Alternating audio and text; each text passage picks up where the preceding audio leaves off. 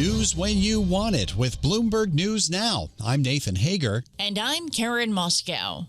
Karen, we begin with Super Bowl 60. The Seattle Seahawks beat the New England Patriots 29-13 for the franchise's second NFL title. For the details, we bring in Bloomberg's John Stashower. John.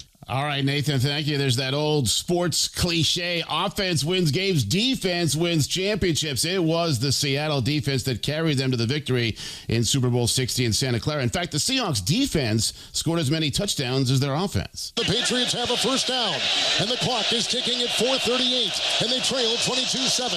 Shotgun snap, 44 Seattle. He's hit as he drops back. The ball free, picked up by Noosu, running down the side, 30, 20, 10, 5, touchdown! That's what won the call of one of 3 second-half turnovers by Patriots quarterback Drake May. He got sacked 6 times. New England, through the first 3 quarters, had only 5 first downs and only 78 yards of offense. The Seahawks won 29-13. Running back Kenneth Walker with 135 yards, named Super Bowl MVP. Much more coming up in sports. John Stashower, Bloomberg Radio. Karen. And we look at markets now, Nathan. Bloomberg has learned that Chinese regulators have advised financial institutions to rein in their holdings of U.S. Treasuries, citing concerns over concentration risks and market volatility. The guidance, which was communicated verbally to some of the biggest Chinese banks in recent weeks, reflects growing wariness among officials that large holdings of U.S. government debt may expose banks to sharp swings. Bloomberg's Mark Cranfield covers Asian markets for Bloomberg News. The Chinese authorities are warning their banks at home, if you have got Treasury holdings at the moment, or U.S. bonds in general, prepare for a lot more volatility, possible curve steepening, and you might not be the only ones. Don't be the last one out of the gate, because once the dollar and bonds start to move, it could be pretty big in these situations where Treasuries haven't moved a great deal over the past few weeks. Volatility could increase very quickly. Nobody wants to be the last person through the exit door. Bloomberg's Mark Cranfield says the move was framed around diversifying market risk rather than anything to do with geopolitical maneuvering or a fundamental loss of confidence in U.S. creditworthiness. And staying in Asia, Karen, Japan's Prime Minister Sanae Takaichi secured a historic election triumph, marking her as the most powerful leader in Japan's post-war era. Takaichi's Liberal Democratic Party won a 2/3 supermajority in Sunday's lower house election. Analysts say it would be a clear mandate for Takaichi to use fiscal stimulus to break a long-standing deflationary cycle. Treasury Secretary Scott Bessent spoke about the election on Fox News' Sunday Morning Futures. Japan, the prime minister called a snap election, the quickest snap election in Japanese history. And boy, has she had a big victory today. She's going to have 2/3 majority in the upper house.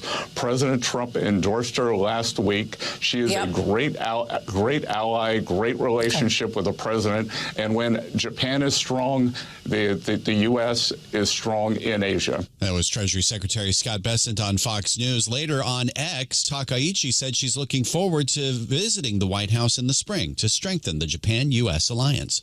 In the UK, Nathan, Keir Starmer's future is in the balance after a crisis over the appointment of Peter Mandelson as ambassador to Washington claimed the prime minister's closest aide.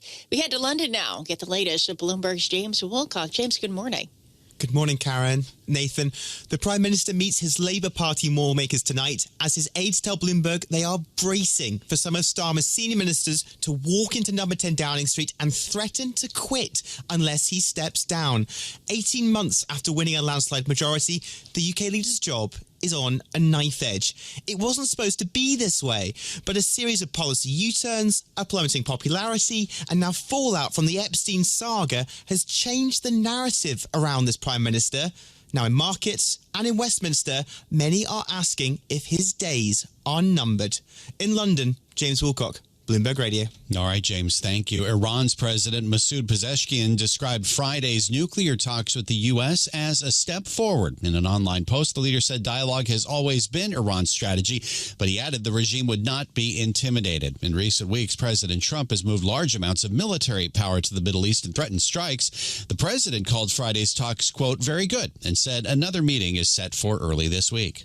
In Washington, Nathan, lawmakers have less than a week to reach an agreement on reining in immigration enforcement before funds run out for the Department of Homeland Security. House Minority Leader Hakeem Jeffries says Democrats won't give in on any of their demands on Border Patrol and Immigration and Customs enforcement.